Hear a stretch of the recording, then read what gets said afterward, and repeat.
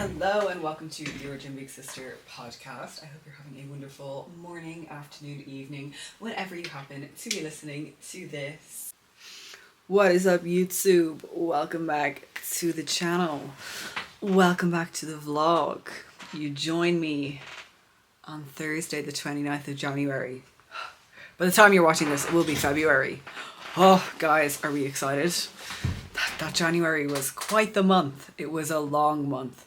And this week has been so wet and so rainy. Hence why I'm starting off this video in here and not out on a walk, because I don't think I'd be able to film out on a walk because it has literally just been pissing it down non-fucking stop. Alright, but doesn't change anything. We are tomorrow 5 weeks out from the legal wedding, 11 weeks out from the real one. I'm 5 weeks out from my photo shoot, and it's been a good week. It's been an interesting week as well.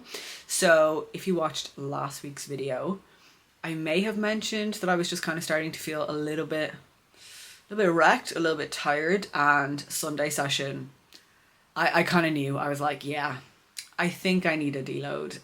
All my numbers were down. I just had no drive to be in the gym, and at this point I've been training for so long, I know the signs of when I need to take a step back. So that's what I did on Tuesday. Christian and I decided to take a little deload, so I basically am running this whole week of training, so Tuesday, Thursday, Friday, Sunday, at reduced volume. So this is how Kyle likes to do deload, so just one set per exercise, no 50-50 reps, just kind of go in, move the muscle, get out of the gym, really focus on resting and recovering this week, so I can then kind of hit it hard for the final few weeks of the diet.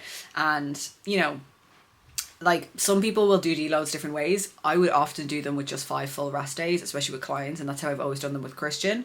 But Kyle just prefers to actually keep training and do the devolume sessions just to keep that stimulus and that movement going, which I can see the rationale, because when I take the days off, I would often end up strength being down when I get back, which isn't like a bad thing, but I suppose this just means generally my strength should still stay in a good place, and I'm starting this next block of training at the same baseline at which I ended the last one. So yeah, goal after this few days is I should feel fresh, I should feel ready to go, which is going to be nice because I love training, and when I kind of just feel a bit mashed and a bit wrecked, it's not very fun, you know.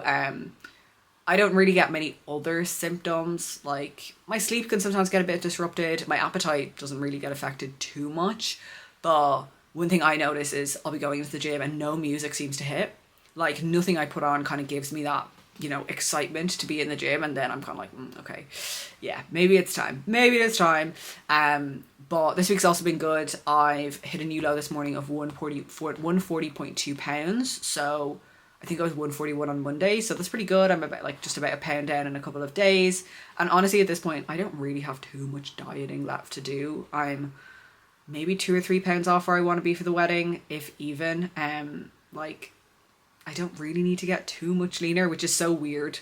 Because again, bodybuilder in me is like, get shredded, but the wife in me is like, don't do that. Shane's like, I love the way you look now, so please don't get way leaner. I'm like, okay, I won't. That is fine. I got my dress for my legal wedding yesterday and it fits perfectly, so I don't want it to end up being too big. So yeah, the next few weeks should be pretty steady. Christian did mention that I will probably get some high days next week when I get back into normal training, which is exciting. I was like, please don't tease me. Don't say that if you're not going to follow through with it. Please, please. So I'll be home next week in Ireland, so it'll be nice to maybe have a bit more food going in, because I like eating. I just love eating food and I'm excited to eat more.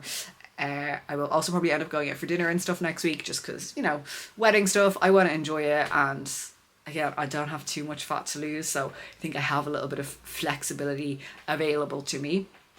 But yeah, that's kind of just like what we're doing. So sessions this week are going to be short, sweet, get in, get out. I had a full rest day yesterday because I actually split my cardio at the end of 2 of my sessions this week rather than doing it on a rest day, because I just felt like, you know what, I want a day not in the gym, and I think that did me the world of good, because I dropped weight coming into today. I reckon I probably will drop a good bit over the next few days, just with that inflammation coming off. You know, I train legs 4 days a week with pretty heavy intensity and moderately high volume, so that's going to drive so much inflammation and water retention in my legs. So I reckon when I check in on Tuesday next week, my legs will look a lot leaner. Like they are looking a lot leaner already. I've noticed it when I kind of look in the gym. I can see like my kind of quad splitting a little bit more.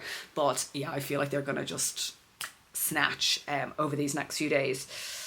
But yeah, like we need to take deloads, you know. I sometimes talk to clients and they almost don't want to admit that they want to deload. They're like afraid to admit it. And I'm like, girl, if you're fucked, there's no point. You know, if you're training hard, heavy, you can only do that for so long. And really, if you're training hard enough to grow, you should need deloads. I don't think it's a flex to never need to take any sort of a deload. Often I'll time deloads around, you know, holidays, you know, things like that. Like the next time I deload realistically will be the wedding, which is the middle of April, because I'll have a few days there where I don't train. But, you know, even if I'm not having to take deloads for specific reasons, I will still usually need them every 6 to 7 weeks. I'm about 7 weeks into training now, and probably a little bit longer, because I didn't really count the kind of weeks that I was doing my kind of sessions coming back after the surgery. So yeah, probably about 7 or 8 weeks of training. So I'm ready. You know, my knee's a little bit sore, which again is always a telltale sign for me. And yeah, I felt like I'd been hit by a bus on Sunday, so I kind of knew, right, like now's the time. So yeah, aside from that, like that's kind of like all the updates on me. We didn't change. Like I was fully expecting a food drop on Tuesday and we didn't take one, and seems like we didn't need it because again, weight has been dropping, so that is good. And yeah, the plan for today is we're gonna go out on a walk, and then we're actually gonna go, basically because it's raining so fucking much in Spain, there has not been any chance to wash and dry our clothes because we dry all our clothes outside.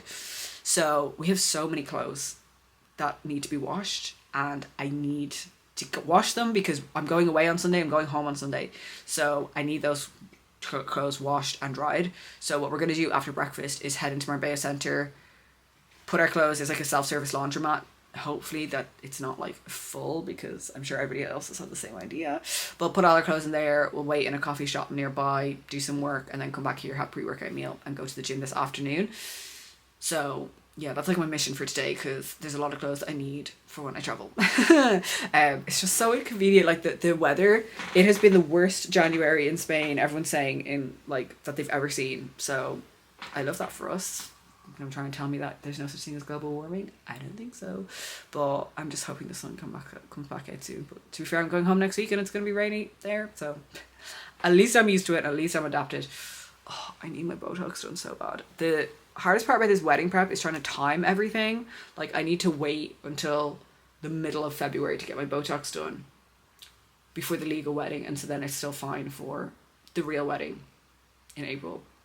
And my hair, I desperately need my hair dyed, but I'm not going to do that until the middle of Feb before I head home for the legal wedding, and then I'll get it done again before the real one. So these are the things people don't tell you. But anyway, we're very much full swing in planning mode for the wedding. Every day there's things to do, but it's all getting very exciting. It's all getting very real. I feel like my face looks very lean today. Yeah, I don't really want to get my face much leaner than this. It's giving Skeletor. Anyway, I'll take you guys along the rest of the day. Don't forget to subscribe to the channel, give it a like, give it a comment, and I will catch you at some other point. Bye!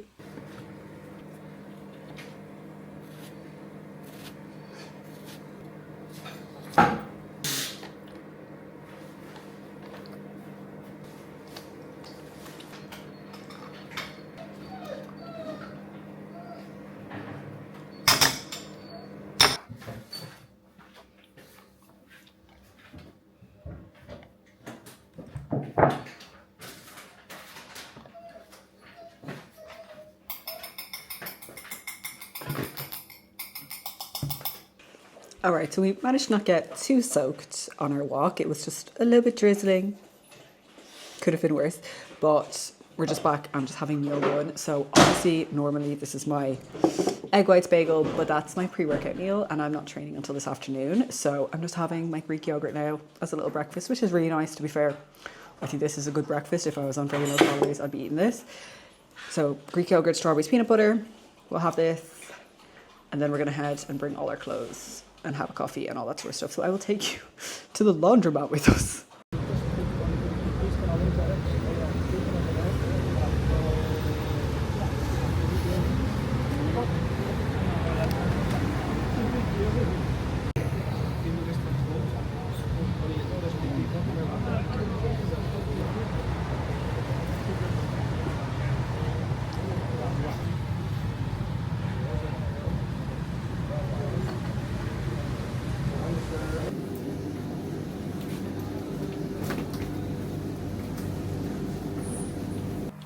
All right, we're back. Our clothes are clean. That was very efficient, I have to say. 2 loads of washing, dried in less than 60 minutes. I'm impressed. We'll probably be using again, but we're back now. I'm having my pre-workout, which is obviously like my meal would normally, because I just love this meal too much and I don't want to give it up. So I'm definitely a little bit hungry. So we'll eat this and then we'll be headed to the gym for hamstrings and quads as a deload session. So it's going to be definitely a short, quick session, which is perfect.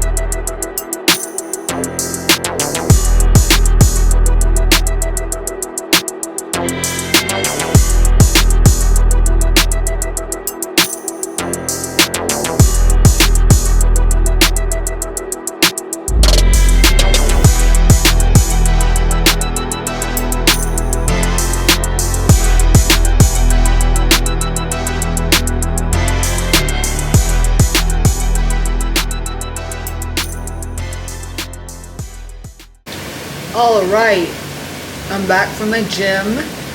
Very quick session. I was literally done in like 45 minutes, I would say. So I just got an Uber home because Shane was going to be ages, and I have a call at 5, and I also didn't want to be getting back super late, having my post-workout meal, having another meal like fucking 45 minutes later. So yeah, I just Ubered back. But like, there's not too much to report on the session. Like, one thing I really try and do in D-volume sessions is not hype myself up for sets. So even I listen to different music, like not kind of not harsher music. I don't listen to like hard music, but like I don't listen to like rap and stuff. I just listen to more like low-key, like pop, Doja Cat, just to keep myself kind of calm and chill, and just like really focus on the movements. Again, no grindy reps or anything like that. So it was nice and efficient. It's nice to just kind of be quick. And then, yeah, make my post-workout, which is this is a rice cooker, my turkey and rice. I have a call with Zoe, my coach who works with me, just a little catch up, and that's kind of really everything else. I want to start packing for my trip home as well, just kind of on top of that and getting ahead of that. I'm so glad we got all those clothes washed, honestly, lifesaver. Yeah, earlier on, so we went to that cafe and I just got an Americano, and Shane was like, can I get an extra shot? And I'm pretty sure she put an extra shot in mine because I was like tweaking. So I'm hoping my sleep tonight will be okay. And that's kind of really all the updates on me for now. Yes, Samson. He's been so good since he got his balls chopped off. I mean, he hasn't changed or anything, but he didn't seem to be any pain. He didn't like lick at himself, so he never had to have the cone on. Good boy. All right, I will maybe show you guys this meal when it's done. All right, and that is post-workout. 90 grams of rice, 110 grams of turkey, 50 grams of pineapple, 150 grams of veggies, some sauerkraut, and then some sugar-free teriyaki sauce. I just love my turkey and rice. It's fucking delicious. So I'm going to fully enjoy this. The only thing it's missing is bean sprouts, because I always buy those, but they go off, like they low-key go off in like 2 or 3 days because I'm not using huge amounts. So I had to throw out my packet yesterday because they were all like wet and ugh. So no bean sprouts for Emma today, which is sad.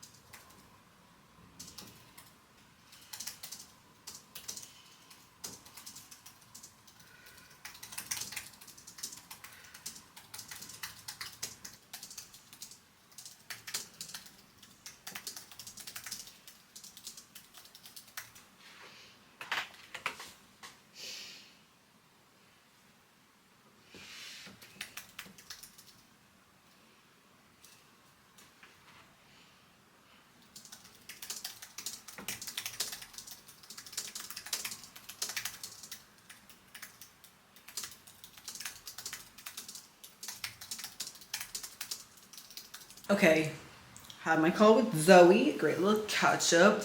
Now I'm having my dinner, which is of course potatoes and chicken. What is he barking at? Samson just keeps, he's like barking at the shelves, but I've taken all his toys down, so I don't know what he's barking at. I'm gonna have to go and ask Shane. But anyway, I'm having my potatoes, chicken, barbecue sauce, and butter, and I'm watching the new season of Bridgerton. I'm so happy that it's back. I love a period drama, so I'm gonna get stuck into that, and then we'll be heading out on a walk. I don't think it's raining, it's just really windy, so I'll live.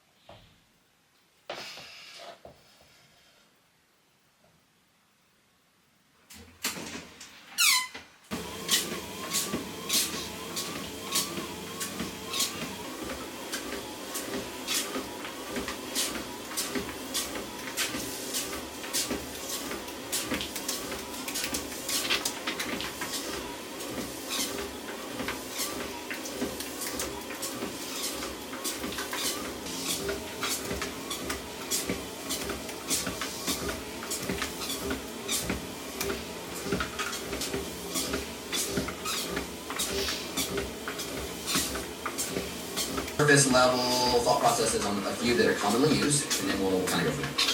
So Retta is very commonly used. I think it works fantastically. I've used it in a couple client cases myself. I just want us to think critically. The only reason I want us to think critically is because it's not a game changer to me to the majority of clients on the roster. We obviously understand the mechanism of action of any like GLP-based, glucagon-based drug, as far as like how it affects appetite regulation, glucose metabolism, energy expenditure. And so there's certainly benefits, right? Like psychologically. All right, I ain't filmed sweet fuck all today. It's Friday. It's like 4 p.m. I've worked, I've eaten, did my deload session, did some cardio after my session, checked in with Christian, very happy with my pictures. He was happy as well, so that is good. And I'm just on the way to get these lashes refilled before my trip home. I did also dye my eyebrows, hence why they're not looking so sad like they were probably yesterday.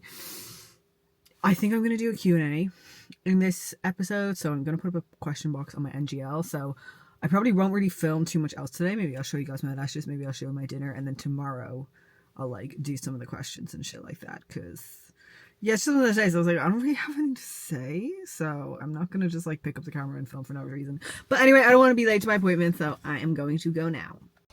Alright, lashes are done. We're fresh, we're ready. We've got our dinner, we've got our potatoes, our chicken.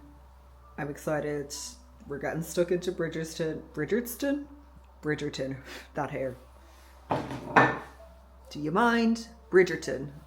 I'm on episode 3. I don't even know when the next part of series 4 comes out. I'm going to be finished this tomorrow.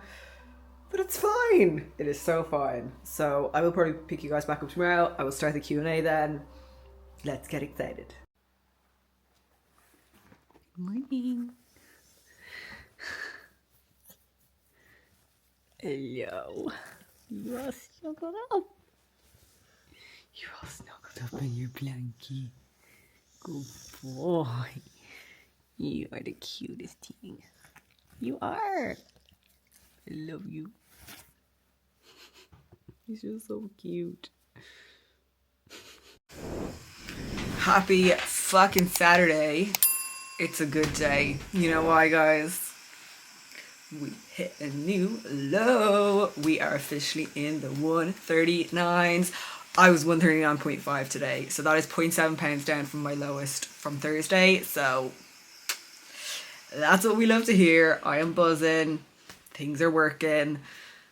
Not gonna lie, like when I was in the gym yesterday, I do feel a bit flat. Like I hate saying that because that sounds like me being like, I need a refeed. Like I don't care that much. Obviously more food is nice, but I kind of know my physique and when it's a little bit flat. So I'm kind of interested to see if we do run some high days next week, how I look with a little bit more food in me. But yeah, I'm buzzing. Christian said yesterday, he was like, we'll be in the 139s by Monday. And I was like, I will take your offer and I will do even better. I will hit it by tomorrow. So yeah, buddy. There we fucking go. So good sign. Body's responding well. So yeah, crazy to think I've got 4 weeks after this diet. I'm like a pound to lose. So it bodes well. It bodes well. But anyway, I've just been editing this YouTube video because I want to get it edited today so that I can upload it tomorrow since I'm going to be traveling tomorrow. My flight is at, what time is my flight at tomorrow? 4 p.m. So I'll be training in the morning and then just go straight to the airport to go home. But I am going to answer some of these questions that came in on my NGL. Also, guys, you have to see my top. This is the best fucking thing. I bought this before my surgery. I'm sorry, it's fucking cool. Like, I love it. I have another one. Does it say all tits no brain? I think that's what he said. I got it from Cherry Kitten, in case anyone is wondering. They're like a US based place. But I'm just gonna answer like one or two and I'll just answer the rest kind of throughout the day. What do I have to do today? Cardio, pack. I think Samson has a lesson. Yeah. That's it really. Chill Saturday, which is what I need. So, question 1. Advice for someone who wants to start posting fitness content, but no idea where to start with what to post, and also worried what people will think. I realize how stupid that is, but I can't get past it. So, well, first of all, you've identified your own issue there. I'm going to give you a piece of advice, right? You are in the best position right now because you haven't been posting. And here's the truth. No one gives a fuck about what you have to say. No one cares. Like, literally, and that is me being kind. No one cares. No one's watching you. You don't have a massive platform. I'm assuming you don't have hundreds of thousands of followers who are going to be like, oh, why is she switching to fitness content? You probably have a tiny page with no followers. No one's looking. So this is the time where you can be cringe, you can fuck up, you can experiment, you can trial, because no one cares. And that's amazing. Like, even if you have hundreds of thousands of followers, people don't care that much about what you have to say. And if the gap between you having the life you want, which is, I don't know, if you want to start posting fitness content, I'm assuming you either want to be like a coach, an influencer, or whatever. So that life that you want, the gap between where you are now and getting there is overcoming the kind of cringe valley, right? Kind of being worried about what other people think. So you have two options. You either don't post and don't get to that life, or you get the fuck over yourself, realize it's not that deep. Like, you're going to die one day. Does it really matter if people cared if you like posted a fitness video? Like, not really. This is me being like harsh gym big sister, right? But the only way you get over the fear of anything is to do it. You will never get over the fear by thinking your way through it. You won't be able to conceptualize it in your brain. You have to just do it, realize nothing bad happens, and then you will feel more confident doing it. You have to stop waiting to feel ready to start. You have to put yourself into that energy of the person who is posting consistently and, you know, feels confident posting, has good ideas, is creative. But you have to start with the energy and then take the action. If you just keep waiting to take action and hoping then that you'll feel that energy, it's never going to happen that way. So you just have to put yourself in that mindset that, okay, a year from now, I can either be in the exact same position I'm in right now because I've been too scared to fucking put myself out there, or I could be in a completely different position. Like, you could, like, social media is wild. Like, if you start posting consistently, you never know. You could literally have 100,000 followers next year. Like, you don't know. But the gap is you just being afraid of being perceived. Like, who cares? Like, play it out in your mind. Worst case scenario. Okay, someone in your life knows and says something bad. And? Are you going to die? No. You will be fine, okay? No one cares. Like, literally no one cares. Everyone is so obsessed with themselves that no one cares. When it comes to posting content, like, you have to find what works for you and your own style and your own voice. I think especially, I do a lot of business consults with coaches these days, and something I'm constantly talking to them about is social media has changed. It's not just about value content anymore, as in, here's 5 ways to get in more protein, here's how to grow your glutes. It has to be story based. It has to be a personal story. It has to be authentic. I think, like, I'm not a fucking amazing content creator or anything like that. Like, I have a decent following, but I think one thing I've gotten better at in the last year or two is just owning my own voice and saying what I fucking believe and saying it with my chest, rather than trying to appeal to everybody or, you know, just being super dry and analytical. Like, I curse, I'm sarcastic. I put all of those things across in my content because I don't want people consuming my content or like working with me in my coaching who don't like that part of me, because that's so who I am. So I'm going to put that out there so I attract the right people. Like, you want to be magnetic to the right people by being yourself. If you try and be everybody else, you'll never be that person. Experiment with reels, experiment with carousel posts, experiment with even long form. I mean, look, I will always say, like, my favorite content platforms are YouTube and my podcast. I love my YouTube. I love my podcast. I feel like safe on YouTube. I can just say whatever the fuck I want. I'm not trying to think about, is this engaging? Is the hook right? Like, I'm just fucking blabbing. It's great. Same with my podcast. Like, yeah, more planning and effort goes into it, but I love talking long form. I don't do well when I try and keep things succinct. You know what I mean? It just doesn't really work for me. But yeah, honestly, it's like you're never going to get over the fear if you don't just start fucking doing it. Like that, like, honestly, just post the first post. You will realize that the world doesn't implode. Like, most people aren't going to see it. Again, this is the time where you can fuck up the most and make the most mistakes. And you have to be willing to be cringe before you get good at it. Like, I still think my content's a bit cringe, especially on Instagram and stuff. But, like, if I went and looked at my videos from 2 or 3 years ago, they are so embarrassing. They're so embarrassing. They are so cringe. I hate them. But I'm so proud of myself and the version of me in those videos who did it. Because if she hadn't done it, I wouldn't be where I am now. I never would have found my voice. I never would have found my style. So, fuck around and find out, basically. Okay? I'll answer one more right now. Oh, this was an interesting question. If you could choose one person to switch lives with, who would it be for one day only? So, like, my first thought here was, I'd love to be, like, in another life, I would have loved to be, so for some backstory, I did law for a year in university, and I didn't like law, and it's not that I would want to study law, but I'd love to be, like, a really high-powered, rich lawyer in, like, New York for a day.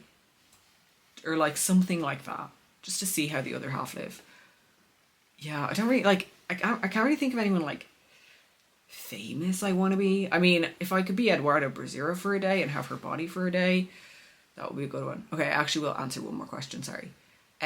So someone asked, if I want to do cycle of Anavar, is it okay to only take on training days instead of daily if you only train 4 days a week? Yes, absolutely. So with Anavar, we're looking at the weekly dosing. First of all, don't take drugs, they're bad for you. Obviously, there's a whole other conversation about should you even be taking Anavar? Are you doing everything right? Like, do you warrant your goals warrant Anavar? I'm not going to touch on that, but just on dosing. We look at dosing on a weekly schedule, really. So I would say if it's like your first cycle, anywhere from like, you could even do like 20 to 40 milligrams a week. So you could either do 5 milligrams a day on training days, 10 milligrams a day on training days. I wouldn't really go any higher than that for if it's your first cycle. Even if it wasn't your first cycle, let's say you wanted to do like 15. I mean, if you did 15 milligrams 4 days a week, that's 60 milligrams, which is again like slightly higher on the dosing. But I know people who only do it on training days. It's absolutely fine. Like, you don't have to take it every single day. I take it on training days when I'm taking it, pre-workout, and then in the morning on rest days. So yeah, it's fine. You're looking at the weekly dosing and the weekly like androgen load versus the daily androgen load. You know, like I take like X milligrams of my TRT a week, so I split that across 3 different dosing days. So it doesn't really matter too much. But yeah, there's a whole other conversation to be had. Like, should you be taking Anavar? Is it the right option for you? Are all your ducks in a row? Do you actually train hard? Is your recovery good? Are you in a state where you can get benefit from it? Or like, are you in a surplus? Are you just using it towards the back end of, say, a prep for visuals?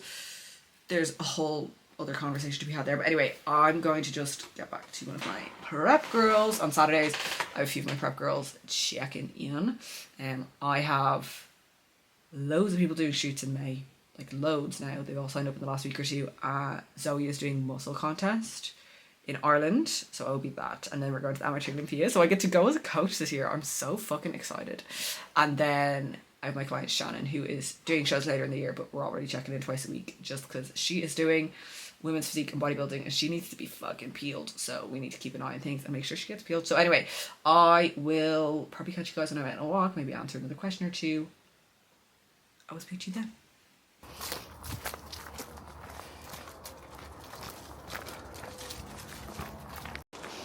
Guys, it is actually sunny. This feels like the first sunny morning walk we've had in fucking, I don't even know how long. I don't even have a jacket on. Life is good. I definitely notice it's like how much it affects my mood so much. Like, I'm just not as like excited, you know, about life when the sun isn't shining. So I'm just going to answer another question since I'm out on my walk. Oh, that's sun. So someone asked, which is actually a good question, are you still against the fit model category? E.g., would you coach someone for fit model?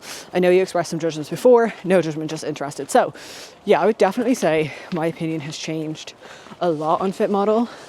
Like, I will hold my hands up when it first came out. I was like, no, I don't like this. And when I saw the first few amateur shows, I honestly was still like, this is just not good. Like, I just didn't really like it. As the division has progressed throughout the year and we've seen better and better competitors showing up at, you know, national levels, pro qualifiers, there's been some really good girls. Like, I know there was one girl, I can't remember her name, but she won a pro card in Australia. And when I saw her physique, I was like, oh, I can get on board with that. Like, she looked really, really good. You know, the girl who won overall at nationals, Faith, she's got an amazing physique. And obviously it's exciting now because you have all of these pro bikini girls like Janet coming back into fit model. You got Janet, you got Lana, Jessica Wilson, like some really heavy hitters in the bikini category. So I'm actually really excited to see the first few pro shows and how it actually progresses this year, because naturally the girls are going to be a bit bigger, a little bit leaner. I still think it's very much its own category. I don't think it's ever going to become like bikini. You know, if a girl shows up too lean, they're not rewarding that. But I think now that I've seen it progress, I like it, and I actually don't think it's an easy category. Like, I think you have to have actually quite a decent amount of muscle to be able to hold a softer look, but not just look like you have no muscle, if that makes sense. So yeah, I currently don't have any fit model athletes, but it's definitely a class that I'm more interested in and would be so open to like coaching now. I think it's a nice entry level division, I suppose. But yeah, no, I've definitely changed my mind on it. And I am excited. Like, I suppose the only thing I hope with it is, you know, for example, say if you look at the Arnold, right? The Arnold doesn't do anything above wellness. So figure, physique, women's bodybuilding, they don't have those categories in the Arnold, which I think is just, I think that's unfair. Like, the more muscular divisions are just being pushed to the side. And what I don't want to see is that they introduce fit model into, say, the Arnolds, but still don't have figure, physique and wellness, or figure, physique and bodybuilding, because that to me is true bodybuilding, right? So yeah, I just kind of, it's just gonna be interesting to see the landscape, I suppose, of the shows. You know, there's so few of the shows for the women's physique and the bodybuilders, and it seems like there's so many fit model shows, which I get it. There's a bigger pool of athletes. It's more, what's the word, like commercial, like it's more appealing to wider audiences. I get it, but I just don't want us to get away from what bodybuilding really is, which is building muscle, getting lean, you know, doing things that are outside of the norm. But no, it's definitely really cool. I mean, I think everybody knew Janet was going to announce that she was going to do it, but it's going to be interesting to see, because she, like, her Olympia winning look is not going to be rewarded in fit model, or it shouldn't be anyway. So it is going to be exciting. So yeah, definitely not against it anymore. All right, I'm going to head back. I always have my walk because I know at the end of my walk I get to have my breakfast. Oh guys, look at that sun. Oh my god.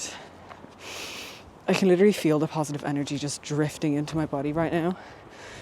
I just can't wait for it to be sunny again so I can sunbathe outside. Alright, breakfast has been had. At the desk, I'm just doing some podcast planning. I've been really good with the podcast lately. I'm recording episodes well ahead of time. I've got a few good guests lined up as well. So that's exciting. I'm just having a monster before I go and do my cardio. I was going to do my cardio straight after breakfast, but I just was like, I actually just want to sit down for a while. I'm definitely still feeling a bit like tired. But once I down this, I'll be well able for this. It's only 30 minutes. It's literally so fucking easy. Gone for a Rosa today. Normally I'm a strawberry gal, but I also like the Rosa as well. But I'm going to answer another question. I also think I might do a sauna after doing my cardio. There is a sauna in the gym. It's not great, but it's better than nothing. Anyway, someone asked, what are some red flags in a coach?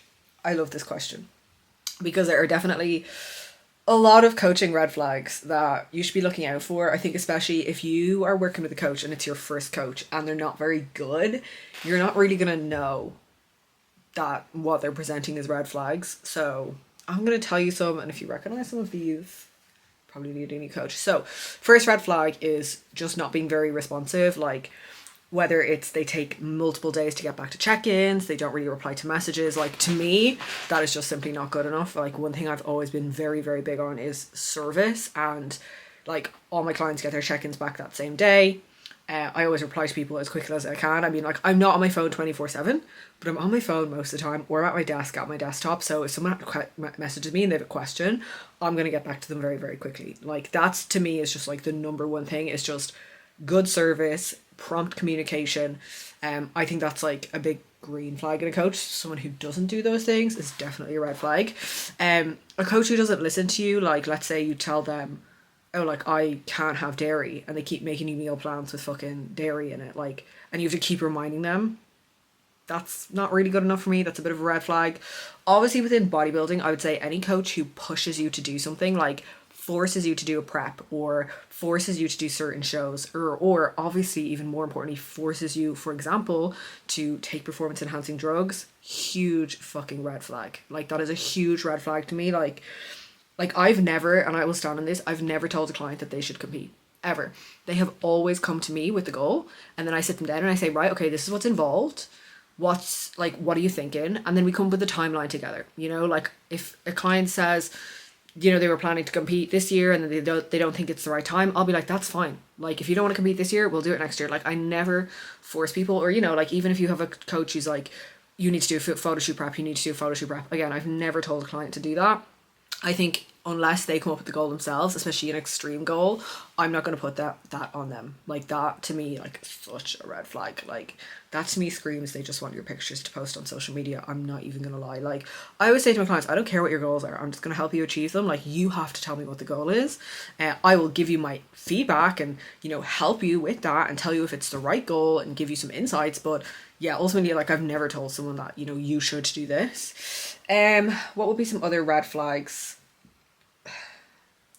I suppose just the way they communicate with you. Like, if they're very dry and just not very nice, you know, not very compassionate, like, if something goes wrong and they just give out to you and tell you to fucking do it better, that to me is a red flag as well. Like, they should help you problem solve. They should help you get to the bottom of why something happened, not just fucking preach at you. You know, I think it should be, to me, coaching's a, what's the word? Relationship, not a dictatorship. Like, I don't tell people what to do. Like, I'm not gonna give out to an adult. Like, you know, I'm gonna tell someone like, hey, you're not doing what you're supposed to be doing right here. Like, can we fix this? But if someone's talking to you like you're a child and just being very condescending, if you have questions and they're very like dismissive or condescending, red flag. I think that's most of the red flags I can think of. I probably could think of more, but just off the top of my head, those would be the main ones, okay?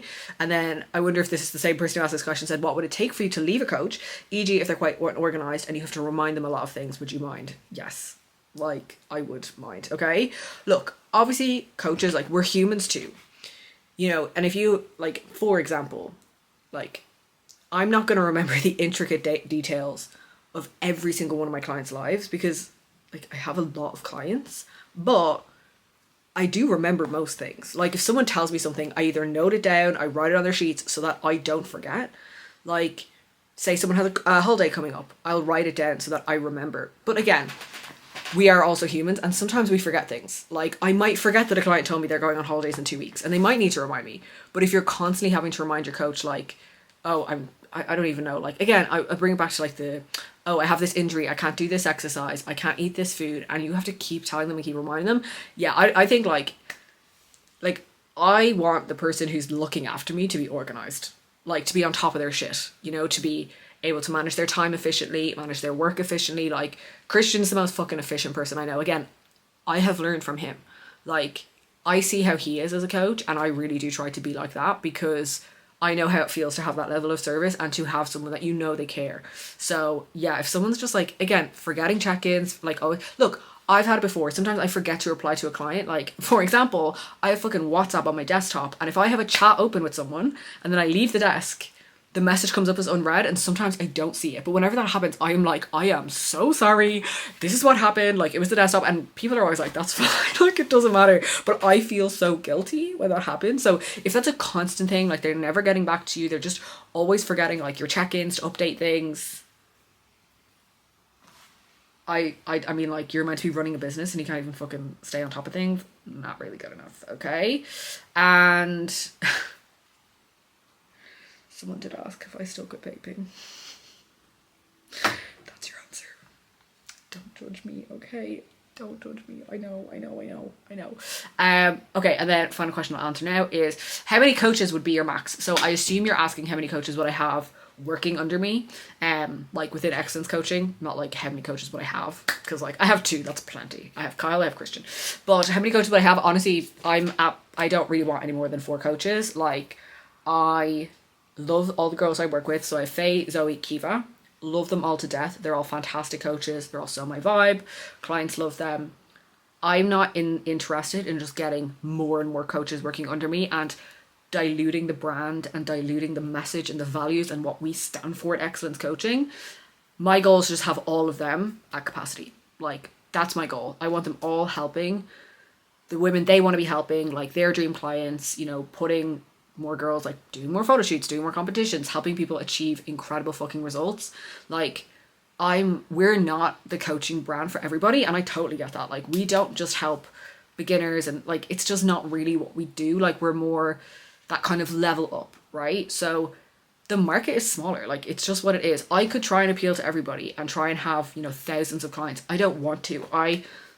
like, I am so blessed. Like, I love my clients. Like, I fucking love them all. They all know my vibe. They know what I'm about. And I think it's the same for the girls too. So I just want them all to be in a position where they're working with all the clients they want to be working with at their capacity. So I don't really think I'll ever probably take on more. Like, I don't want more, you know? I think 4 is plenty. I mean, bro, when I started this business, I didn't ever think it would be more than just me. Like, it's still wild to me that I have 3 other girls who work with me.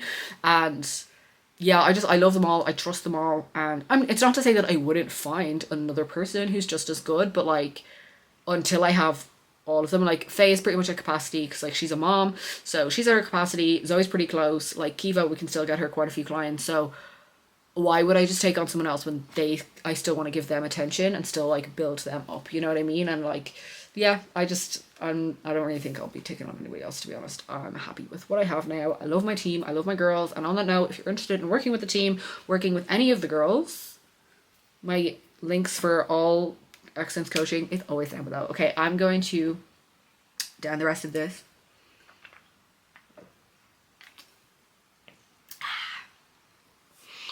And then I will get my ass up and do cardio. I kind of like hurt my back yesterday. I didn't even want to say it, but when I was like getting the booty builder up, it just kind of, it's not that painful, it's just like a little bit stiff. So I feel like the cardio will probably help, and hence why I also want to do the sauna. Then I need to go to the shop and get some stuff. Always. So I will probably catch you guys in the gym. Alright, I can't even remember the last clip that I filmed. I was probably sitting right here, was I? I have in fact moved and I have gone and done stuff. So I went and did my cardio, which was grand, came back, had my lunch, and then we went to the sauna across the road. I was going to use the sauna in Elements, but there was someone booked in to use it. So I was like, well, to be fair, the sauna across the road from us is way better. So we were in there for like, I think we did like 20 minutes and then like 10 or 15 minutes. So I got a good sweat on, which felt very, very nice. And now I've just been back. I've kind of finished my packing. I've pretty much got most of packed. So all I need to do in the morning is prep my meals for the day, but I don't really need to bring like food, like much food or anything with me. Obviously, like that's all in my house in Spain or in Ireland. The only thing I'm pretty sure I have a tub of protein powder there. I'm hoping that I do, because I'm not gonna bring any protein powder with me. I'm nearly certain I have a tub of tiramisu protein there. Almost certain. Maybe I'll double check with my mom. So yeah, that's all sorted.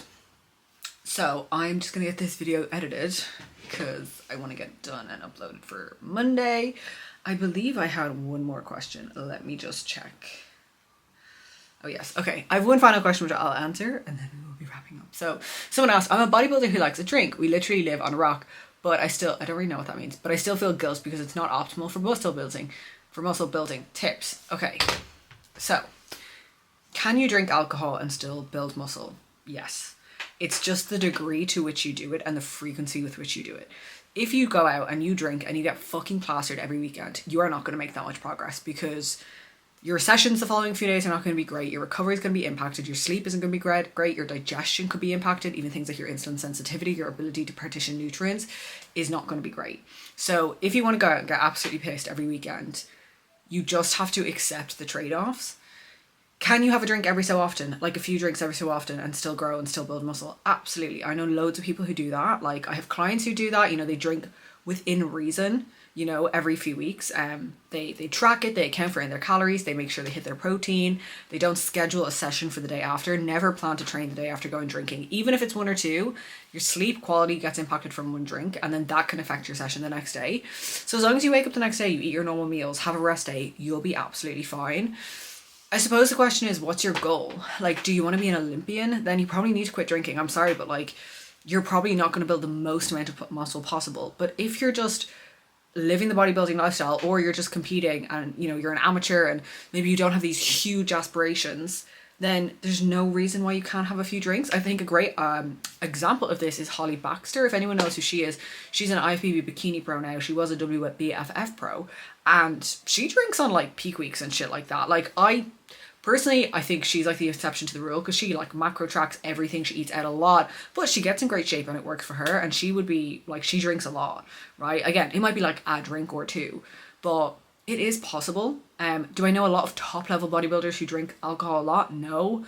in off seasons maybe, but like they can still do it. I suppose it ultimately comes down to your values. Like, what do you value most? Like, your behaviors are always going to reflect your values. So if you get really clear on what you value most, it will be easy to behave in a way that aligns with that. Whereas if you don't know what your values are, it's quite hard.